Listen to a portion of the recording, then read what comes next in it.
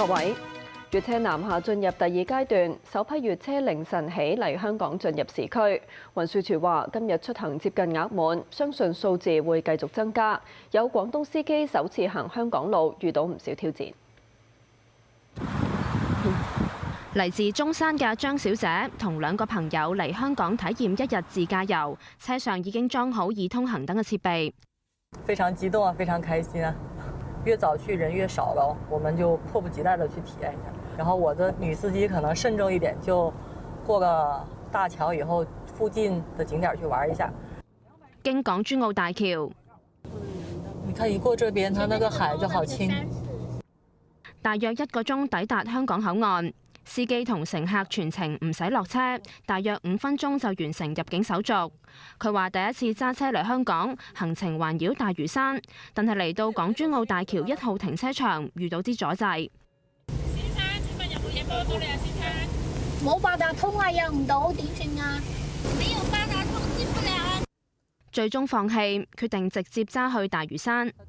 唔熟路，就算有導航，亦都要估下。車速亦都明顯減慢。駕駛天好緊張，沒有選擇進市區，就是覺得怕自己的駕駛水平不夠。然後我覺得香港的車都開得好快，那地上那個線可能也太久了，不是很明顯哦。你可能要重新再畫一下線。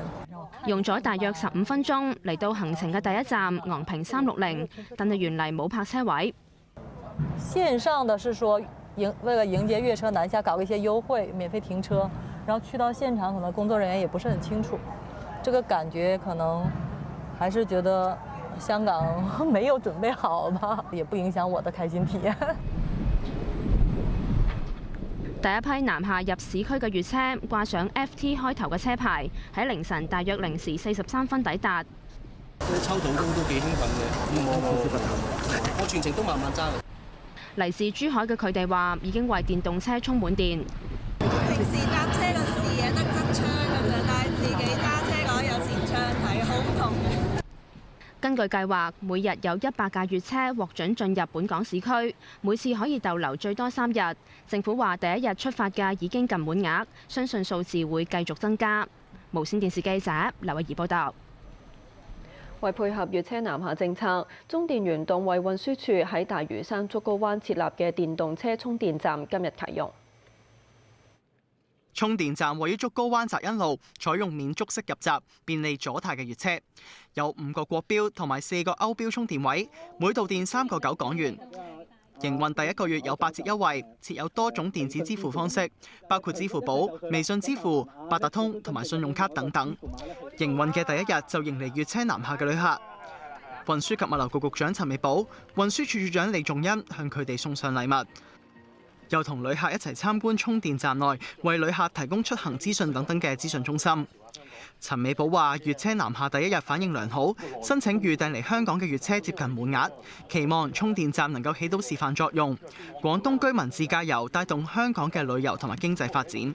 剛才咧，我都有同到一啲嘅旅客有傾談啦，佢哋都同我講啦，除咗佢哋希望會訂到酒店，佢哋都係會過夜咧，佢哋都係關心呢個充電設施。咁我哋希望咧就係透過呢一個嘅中心咧，係俾大家嘅唔同嘅一啲嘅，譬如係商場啦、主題樂園啦，以至到係酒店咧，都係能夠提供到類似嘅安排，能夠做到一個分流嘅管理之餘咧，亦都提供到一個基地嘅概念嘅，亦都可以咧透過佢哋落住咗一啲酒店或者去到一啲主題樂園咧，佢哋都可以乘坐我哋4通8達嘅公共交通嘅旅遊線咧，係去探訪我哋香港唔同嘅地方。